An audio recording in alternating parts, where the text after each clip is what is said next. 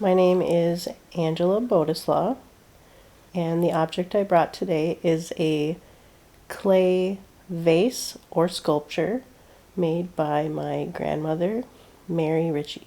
One point when I asked her about it, she called it oh, that silly thing.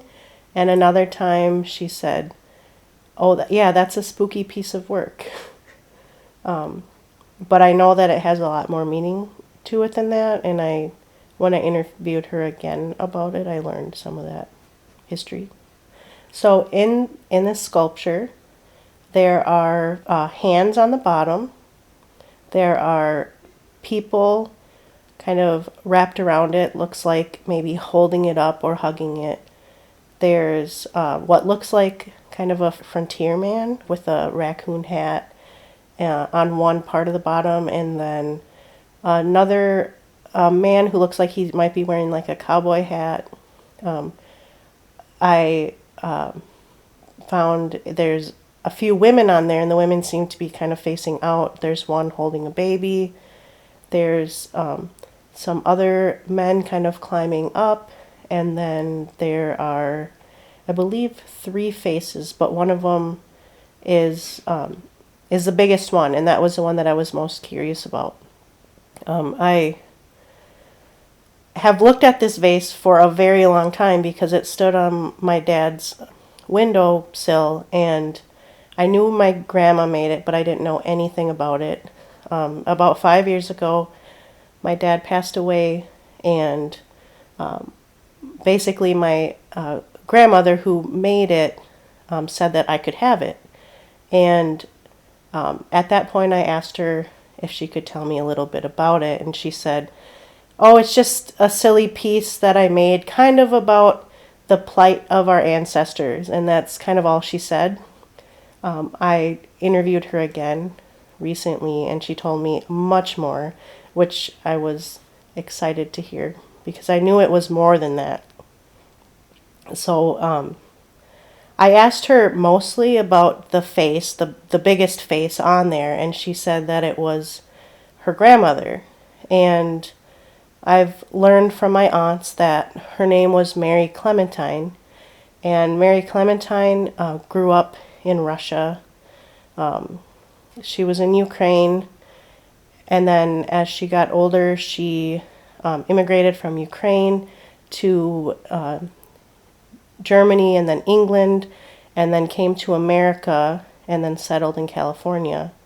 But it wasn't as simple as that. It was just like most immigration stories, it was kind of a painful story.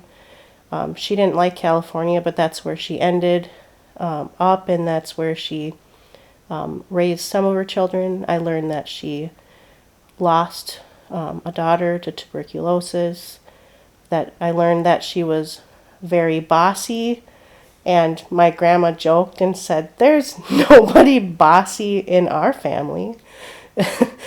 I also learned that she was very caring. She was very educated. She had a college education, but she couldn't have a degree because she was a woman. I learned that her husband died before she came to the United States, and that her son and her kind of, her son cut ties with her when my grandma was pretty young, and my grandma was mad about that because, according to my grandma, my great-grandma thought that she was just like the apple of her eye. So I think my grandma looked up to her, and my grandma didn't know a lot about her except for legends.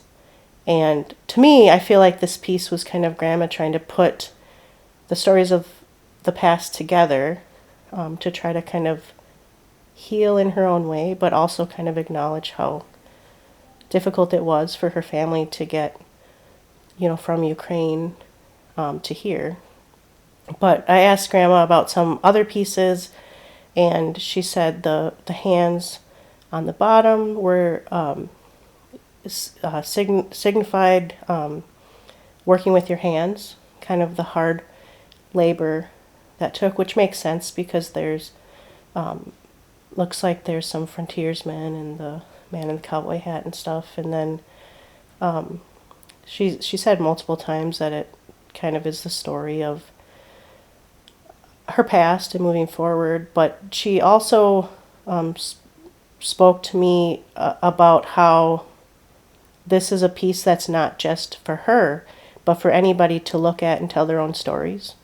She said it's all about people, and people can find themselves in it. So it's kind of where Grandma's telling of it ends. I think there's more to it, and if I'd interview her more, I think she would tell me more. To me, it reminds me of like suffering and survival, and yeah, I think it tells a lot about healing too. I feel like Grandma might have made this piece. I think a lot of times when people make abstract pieces, it's kind of like this healing thing, or like showing the world what you're really feeling. I feel it's my favorite piece that she's made that I've seen, and she calls it spooky, but it's a pretty beautiful piece because it talks about human spirit. One other thing that Grandma said, the reason why her grandmother, Mary Clementine, and her dad cut ties with each other. Well, more the dad cut ties was because her grandmother was disappointed that her son wasn't doing something that was worthwhile, which was interesting because when my grandma was speaking about that, it kind of spoke to me because I feel like it's a generational thing, that it's a constant of, are you doing something worthwhile?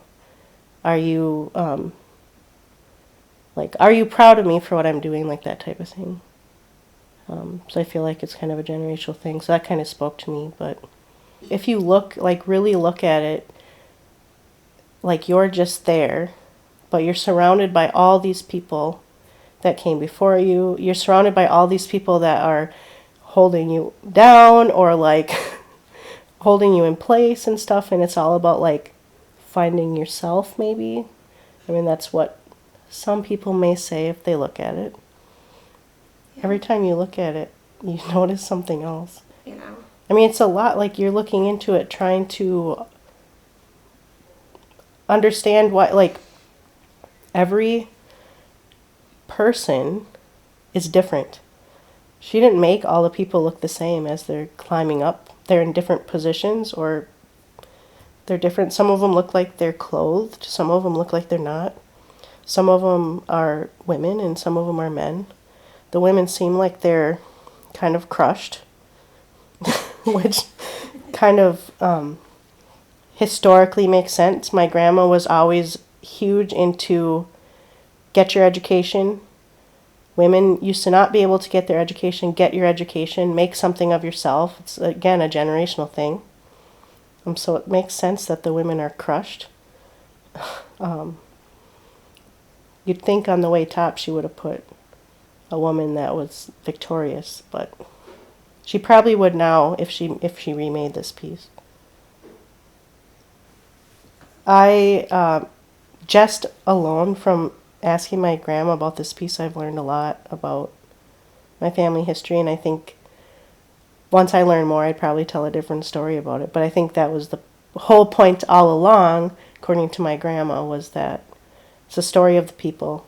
So everybody would have a different story to tell, depending on what they see.